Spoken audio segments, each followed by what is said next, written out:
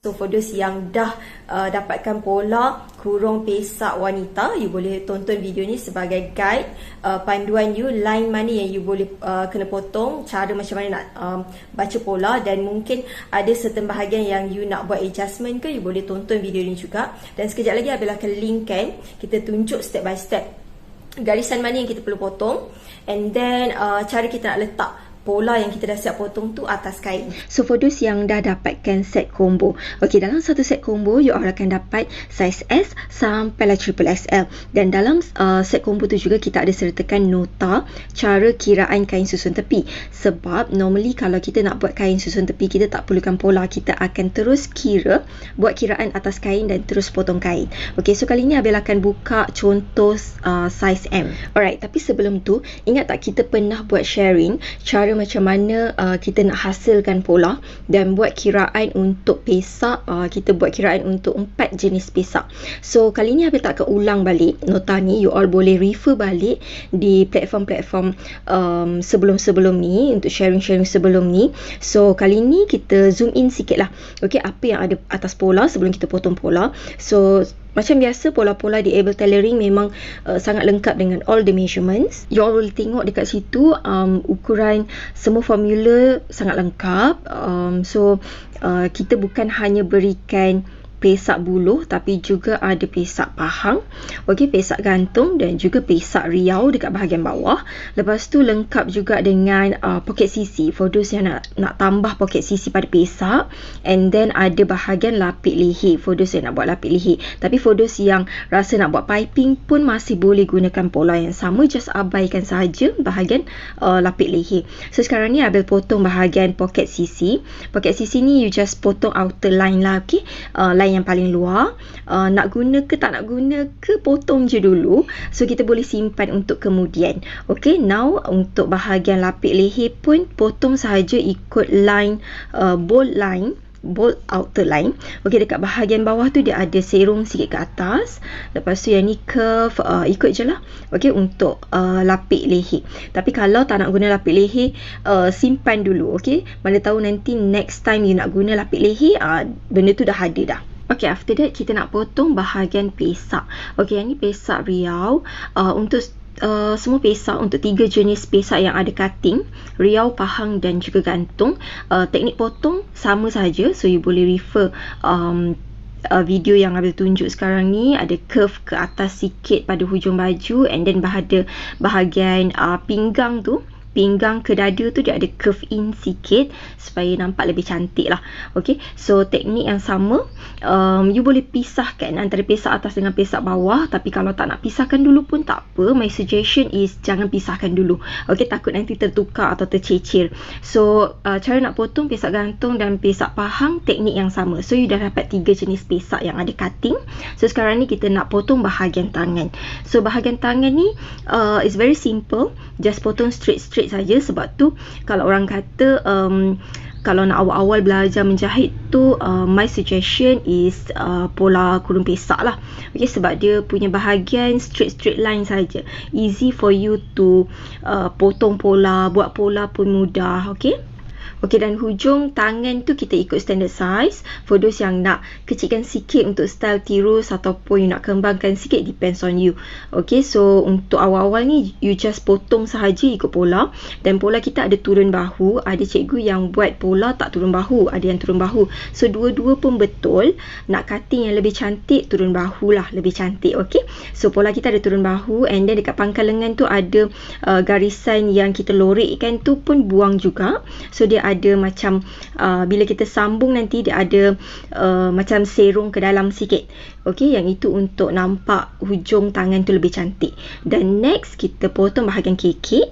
Bahagian kekek tu 4 segi untuk bahagian kiri, dan 4 segi untuk bahagian kanan. Alright, next kita nak potong hujung baju. So hujung baju kurung ni dia ada labuh sikit dalam setengah inci pada tengah badan, dan pada sisi dia ada naik sikit. So kita punya hasil baju nanti lebih cantik. So bila kita pakai tu tak adalah macam orang kata apa, melendut dekat bahagian sisi baju. Okay, so dia curve ke atas, so lebih cantik lah. And then you potong je straight ke atas untuk pola pesak buluh. So pesak buluh ni straight sajalah. Alright. Okay, now Abel nak you all tengok dekat bahagian pola badan tu. Kalau you perasan ada satu garisan untuk pilihan garisan sisi untuk pesak riau. Sebabnya, okay, contoh Abel ambil pesak riau. Pesak riau ialah pesak yang paling kembang. Okay, style yang paling kembang tu adalah pesak riau. So, bila dia paling kembang ke tepi, kalau kita buat pola nanti, kita tak nak alunan baju tu hanya berkumpul di tepi. Sebab tu dia ada garisan yang masuk sedikit dekat bahagian badan supaya nanti alunan dia akan ke tengah sikit lah. Efek alunan tu akan ke tengah badan sedikit. Okay, tapi ini pilihan. For those yang tak nak lipat pun tak apa. Okay, you boleh sambung dekat garisan yang sama, you sambung pesak-pesak yang lain. Tapi kalau you nak masukkan sikit pun, itu hanyalah pilihan untuk lebih cantik. Okay, and then kita ada bagi tahu tadi dekat pangkal lengan ada lorik kan. Okay, so bahagian lorik tu boleh buang, and then bahagian kita akan potong straight ke atas sampailah ke bahu. Okay, sekarang ni bahagian bahu tadi kita ada take note dekat situ, pola kita ada turun bahu supaya lebih cantik. And then yang ini untuk bahagian leher. So bahagian leher, pola badan ni kita kongsi untuk pola badan hadapan dan belakang. Bermaksud dekat bahagian leher tu you akan nampak ada dua line. Okay, line untuk curve leher belakang dan curve untuk leher hadapan. So you potong dulu ikut lorik tu, bermaksud you potong ikut curve leher belakang dulu. Nanti masa you buat nak trace dekat atas dekat atas kain nanti, you boleh ikut lubang leher dekat dengan bahagian lukisan lapik leher. Okay, sebab curve dia sama je. Alright, and then sekarang kita nak potong bahagian tengah badan pula. So bahagian tengah badan tu you ambil line yang bersebelahan dengan catatan belahan leher, straight saja ke bawah. Sebelah tu pun ada catatan labuh baju tu berapa. So dia jangan keliru sebab dia ada dua line dekat situ. Satu yang line paling tepi tu ialah nak tunjuk arrow pasal labuh baju. Okey, labuh pola tu. Tapi yang you potong tu yang ada bersebelahan dengan ada simbol 3 bulatan. Tahu kan simbol 3 bulatan tu maksudnya kain yang dilipat dua. Alright, so settle dah. Kita dah potong bahagian badan yang kita kongsi untuk hadapan dan belakang. And then kita dah potong bahagian pesak. Kita ada pesak buluh, pesak gantung, riau dan juga pahang. And then bahagian tangan, bahagian kekek. So complete lah. Okay, untuk pola kurung pesak yang asas. So you boleh tengok it's very easy for you untuk potong, dan Abel percaya it's very easy juga for you untuk potong kain sebab pola ni dah lengkap dengan all the measurements and formula. You just perlu tengok sahaja, dan kalau nak modify pun lebih mudah sebab dah ada semua formula yang lengkap. So you boleh buat adjustment mengikut pada formula-formula yang okay, sekarang ni Abel nak tunjuk cara nak letak pola atas kain. Okay, it just roughly sajalah. Alright, so pertama sekali kita akan selesaikan bahagian badan.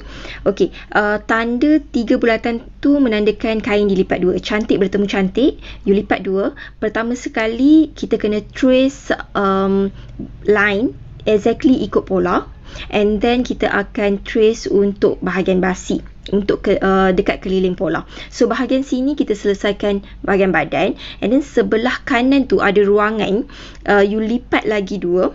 Okay, selepas dah selesai potong bahagian hadapan, and then you lipat dua lagi kain tu untuk selesaikan bahagian belakang, and then ada baki lagi. Okay, yang baki tu you boleh buat untuk bahagian pesak, and then bahagian atas pada bahagian badan tu kan. Okay, yang Abel refer dekat bahagian atas tu pun you boleh buat untuk bahagian pesak. So you boleh tukarlah sama ada you nak buat pelbagai jenis pesak dekat situ, so you gantikan. Okay, dekat bahagian situ you dah pesak, and then bahagian lebih tu you boleh guna lagi untuk bahagian tangan. Okay, tangan kiri lipat dua, bahagian tangan kanan pun lipat dua. Alright, so macam mana dah tengok dah video tadi tu, it's very easy, especially for newbies. Abel sangat-sangat sarankan pertama sekali belajar cara macam mana kita nak hasilkan pola.